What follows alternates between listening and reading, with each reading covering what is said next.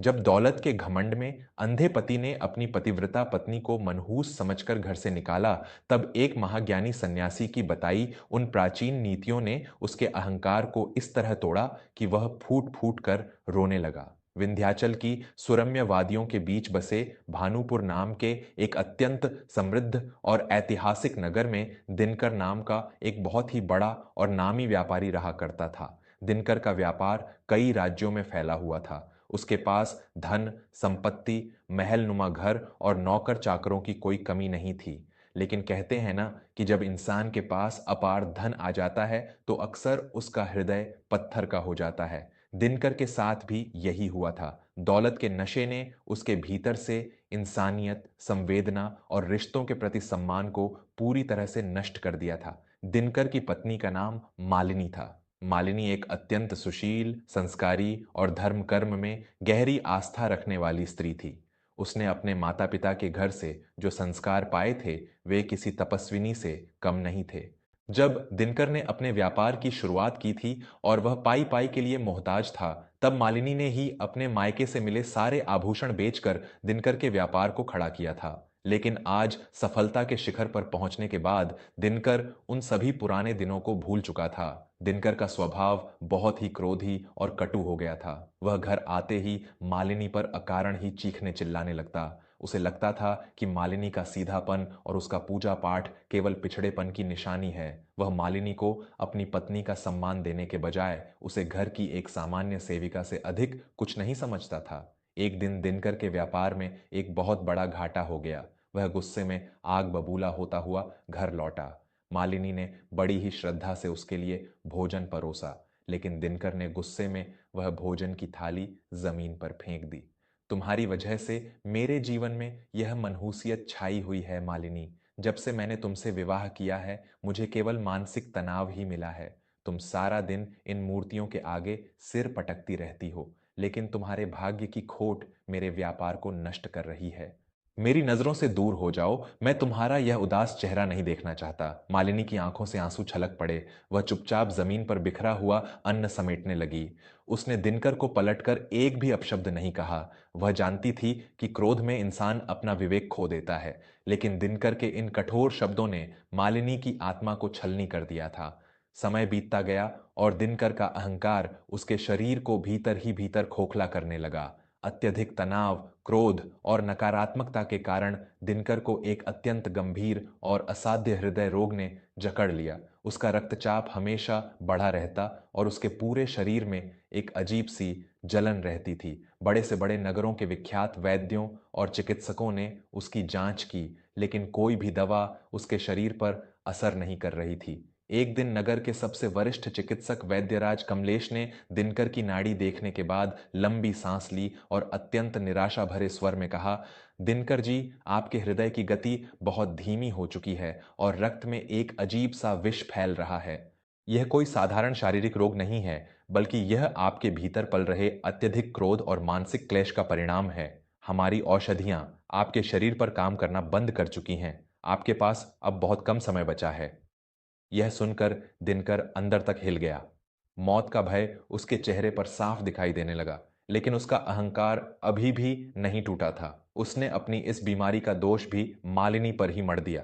यह सब तुम्हारी उस मनहूस परछाई का नतीजा है मालिनी। तुम्हारे रहते मैं कभी स्वस्थ नहीं हो सकता। आज के बाद तुम मेरे कक्ष में प्रवेश नहीं करोगी। मेरे आत्मीय श्रोताओं, मैं आपका अपना विवेक वर्मा। आज के इस आधुनिक और भाग-दौड़ भरे युग में इंसान दौलत के पीछे इतना अंधा हो गया है कि वह उस शांत और निस्वार्थ प्रेम को भूल जाता है जो उसके घर की चार दीवारी में उसकी प्रतीक्षा कर रहा होता है।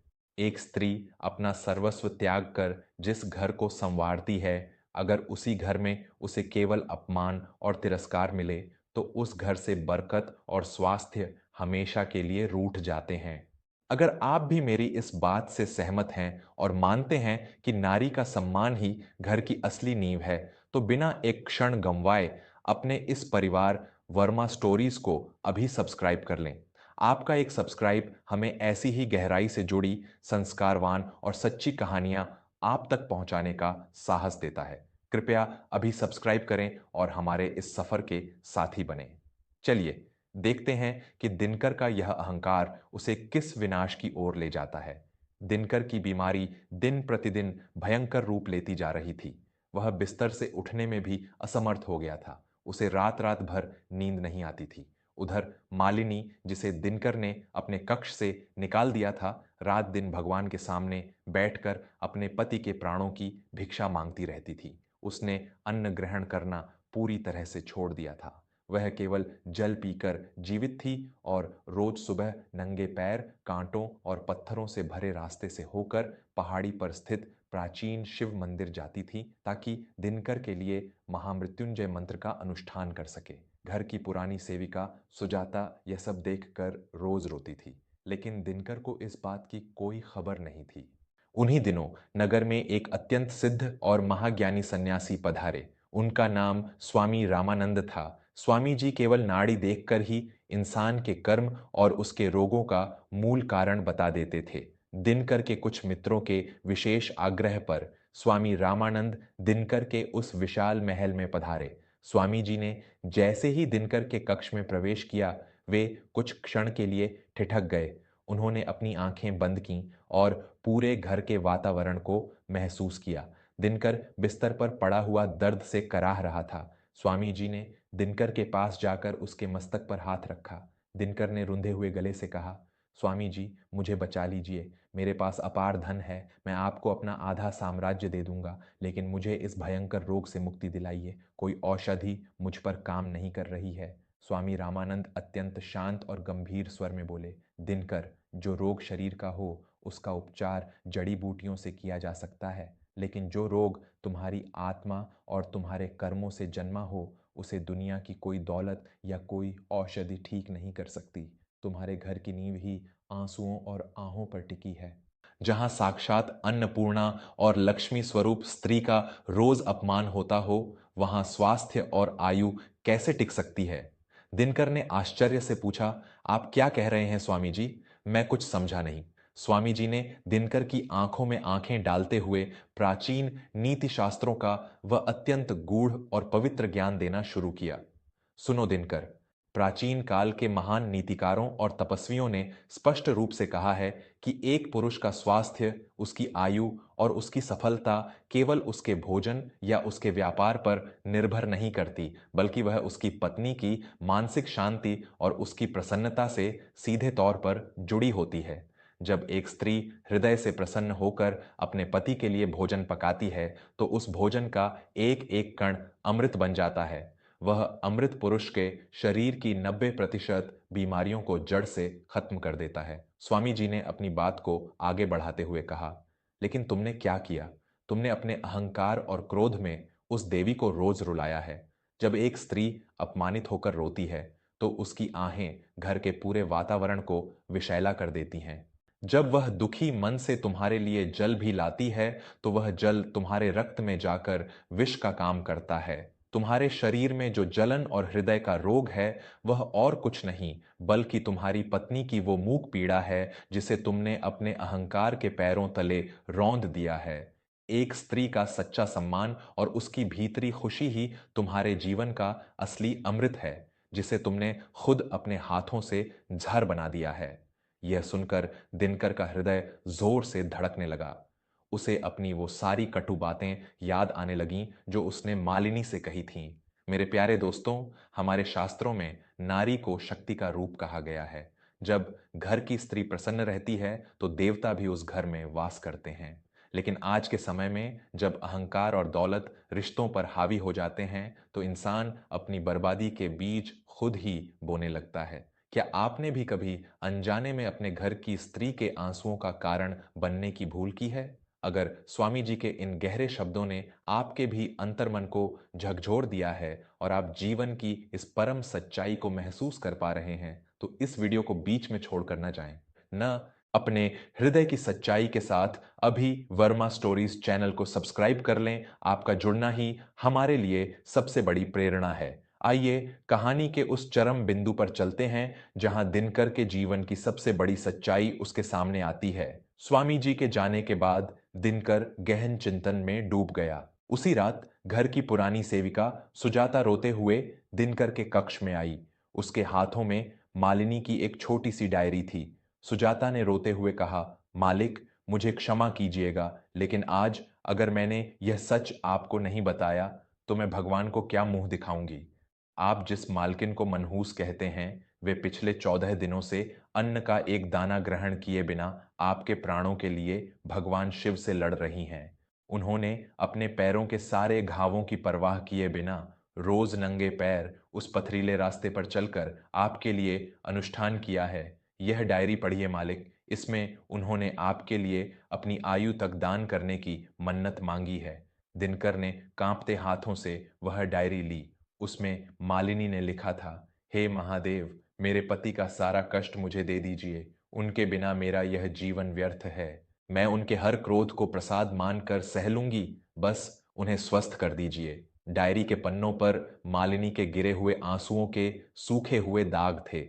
यह सब देखते ही दिनकर का वो विशाल अहंकार, जो दौलत की मजबूत ईंटों से बना था, ताश के पत्तों की तरह ढह गया। दिनकर जोर जोर से दहाड़े मारकर रोने लगा।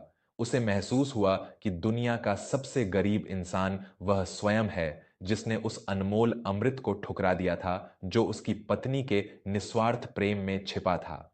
सुजाता, कहाँ है मेरी मालिनी? मुझे अभी उसके पास जाना है, दिनकर ने तड़पते हुए पूछा।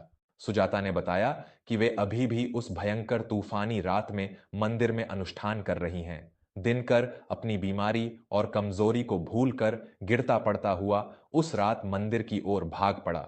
उसका पूरा शरीर कांप रहा था, सांसें उखड़ रही थीं, लेकिन आज उसे अपने पापों का प्रायश्चित करना था। मंदिर पहुंचकर उसने देखा कि मालिनी जमीन पर बैठी है। उसके पैरों से रक्त रिस रहा था और वह पूरी तरह से निढाल हो चुकी थी, लेकिन फिर भी उसके होंठ दिनकर के लिए ही प्रार्थना कर रहे थे।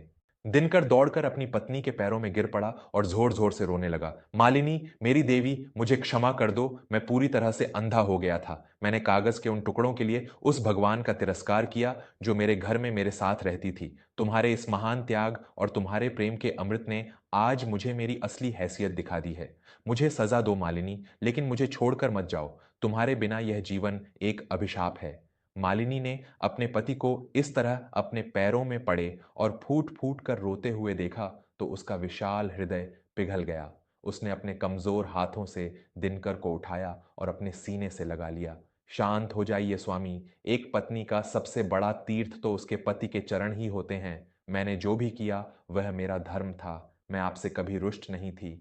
उस रात के बाद दिनकर का पूरा जीवन और उसका स्वभाव बदल गया। उसने व्यापार से अधिक अपनी पत्नी और अपने परिवार को समय देना शुरू किया।